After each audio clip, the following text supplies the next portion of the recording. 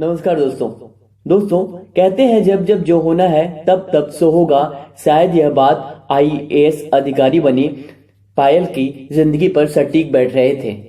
छत्तीसगढ़ के रायपुर में शाम होने वाली थी। पायल, जी हाँ, पायल शर्मा अपने दो छोटे भाइयों के साथ पिकनिक पर जाने की तैयारी में लगी थी। दरअसल पायल, जिसने अभी अभी ग्रेजुएशन पूरा किया था और आगे की यूपीएससी की तैयारी के लिए दिल्ली जाने से पहले अपने पापा और छोटे भाइयों के साथ 2 दिन के टूर पर कहीं जाने वाली थी, लेकिन शायद ईश्वर को यह मंजूर नहीं था कि तभी घर के फोन की घंटी बजती है और फोन उठाने पर उधर से आवाज आती है कि हम सिटी हॉस्पिटल से बोल रहे हैं, धनंजय जी पर किसी ने जानलेवा हमला किया है, आप लोग फौरन हॉस्पिटल आ जाएं। इतना ही सुनते पायल की मम्मी घबरा जाती है और पूरा परिवार हॉस्पिटल पहुंच जाता है। दरअसल धनंजय शर्मा, जो पायल के पिता थे, वे पेशे से वकील थे और बेटे और बेटी में कोई फर्क नहीं करते थे और उनकी दिली इच्छा थी कि पायल भारतीय प्रशासनिक सेवा यानी आईएएस की बन कर उनका नाम रोशन करे। तभी डॉक्टरों की कुछ टीम पायल और मां के पास आकर कहते हैं कि शर्मा जी की हालत बहुत ही क्रिटिकल है और शायद अब हम उन्हें नहीं बचा पाएंगे। डॉक्टर्स ये भी बताते हैं कि उनके पास शहर के नामी नेताओं के फोन आ रहे हैं कि शर्मा को बचाया तो वे उन्हें जिले में नहीं रहने देंगे। दरअसल पायल के पिता शहर के नामी वकील थे और एक महत्वपूर्ण केस को वो हैंडल कर रहे थे, जो कि इसी शहर के बड़े नेता के बेटे के खिलाफ था। यूं कहें कि पायल के पिता एक बड़े नेता के बेटे को सलाखों के पीछे भेजने के लिए केस लड़ रहे थे और जब परिवार को यह मालूम पड़ा कि यह हमला उस नेता द्वारा ही कराया गया है तो पायल झट से अपने चाचा के साथ पुलिस में एफआईआर दर्ज कराने पहुंचती हैं। लेकिन पुलिस छानबीन का हवाला देते हुए रपट यानी कि एफआईआर दर्ज नहीं करती कि तभी पायल को पता चलता है कि उसके पिता अब इस दुनिया में नहीं रहे। ये बात सुनते ही पायल की जिंदगी खत्म सी हो जाती है। पूरे परिवार पर अचानक दुख के बादल मंडरा जाते हैं और पायल, जो कि आईएएस की तैयारी के लिए दिल्ली जाने वाली थी, उसका रो रो कर बुरा हाल था। अभी 6 घंटे पहले जो पायल पापा के इंतजार में भाइयों के साथ टूर पर जाने की पैकिंग कर रही थी, वो पापा की बातों को सोच सोच तड़प कर रोई जा रही थी। पायल के पिता पायल को बेटे से भी ज्यादा लाड़ प्यार करते थे और पायल को आईएएस बनता देखना चाहते थे। पायल बार बार पापा की वे शब्द याद कर रोती रही और जब अंतिम बार उसके पिता ने उससे कहा था कि बेटी, मैं घर आज जल्दी आ जाऊंगा क्योंकि इस टूर के बाद मेरे जान के टुकड़े को आईएएस की तैयारी के लिए दिल्ली जो जाना है। इन सब के बीच पुलिस नेताजी के इशारों पर पायल के पिता का अंतिम बयान भी दर्ज नहीं करती। अब घर वालों का बुरा हाल था। परिवार में किसी को कुछ समझ नहीं आ रहा था कि वो क्या करें।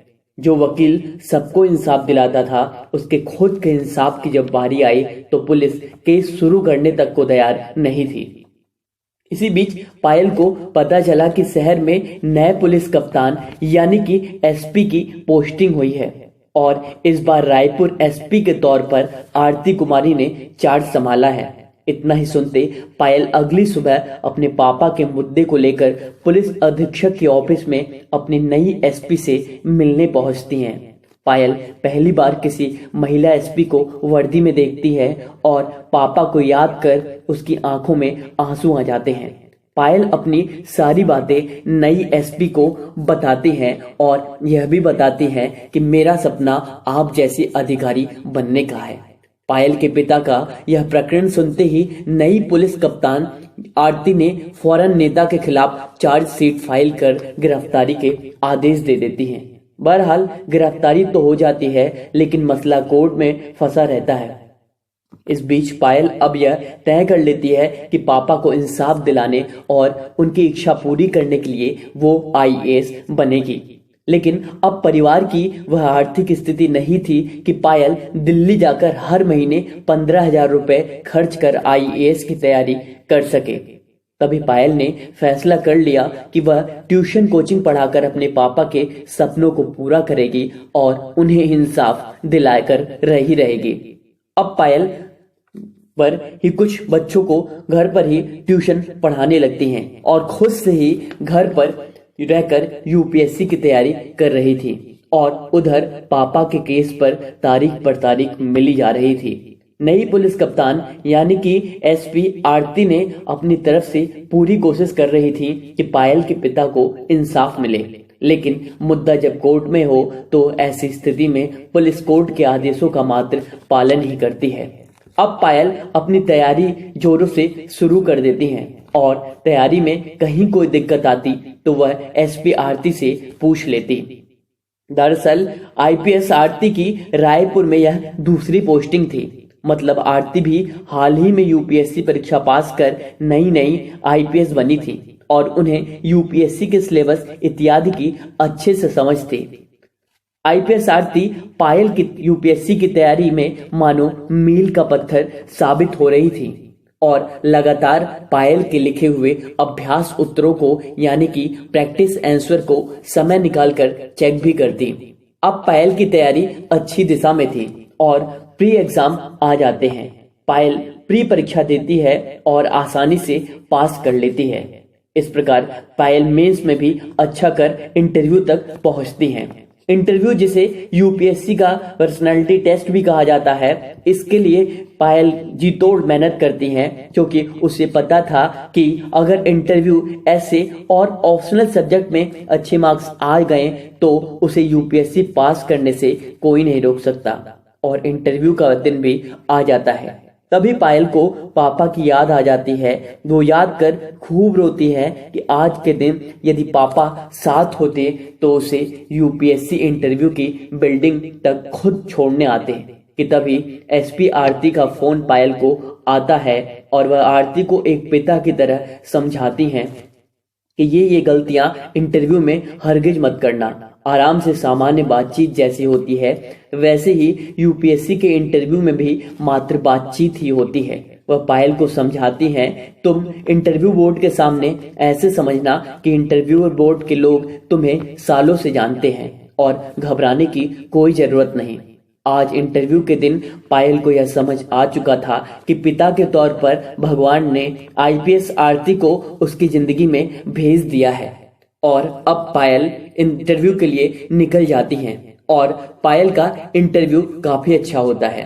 अभी यूपीएससी के अंतिम परिणाम में कुछ ही दिन बाकी थे कि खबर आती है कि पायल के पिता की हत्या जिस नेता ने करवाई थी उसकी सड़क दुर्घटना में मौत हो गई है। अजीब विडंबना थी यह खबर सुनकर पायल उसके घर वालों के आंखों में आंसू भर आए और आज ये आंसू खुशी के थे। पायल को भी यह लग गया था कि जो काम कानून ने नहीं किया वह काम ईश्वर ने खुद कर दिया। आज पायल के पिता को ईश्वर के न्यायालय ने इंसाफ दे दिया था कि हफ्ते भर बाद यूपीएससी भी अपना अंतिम परिणाम घोषित कर देता है और स्वर्गीय वकील की बेटी यूपीएससी में 68वीं रैंक लाकर इतिहास रच देती है। आज जबकि पायल के पास सब कुछ था लेकिन यूपीएससी में सिलेक्शन के बावजूद भी पायल रोए जा रही थी कि काश आज पापा होते तो अपनी अफसर बिटिया को देख सीने से लगा लेते। दोस्तों, यदि आपको अपने टारगेट को अचीव करना है तो प्लीज आज से ही लग जाएं और अपने टारगेट के प्रति पूरी तरह से उसको 100% दें। पूरी तरह से आप अपने टारगेट को न्याय दें। दोस्तों, आप सभी जानते हैं यूपीएससी की तैयारी करने के बाद आप जब प्रशासन में आते हैं तो सरकार की नीतियों को सतह पर क्रियान्वित आपको करना होता है, यानी कि ग्राउंड पर उसे इम्प्लीमेंट करना होता है और इसी के साथ साथ लोगों तक न्याय पहुंचाना होता है। दोस्तों, आपका काम न्याय पहुंचाना होगा और यदि तैयारी के दौरान आप अपनी तैयारी को ही न्याय नहीं दे पाते तो किस प्रकार से आप यूपीएससी की परीक्षा पास करेंगे? वो आखिरकार कमीशन आपका चयन क्यों करे?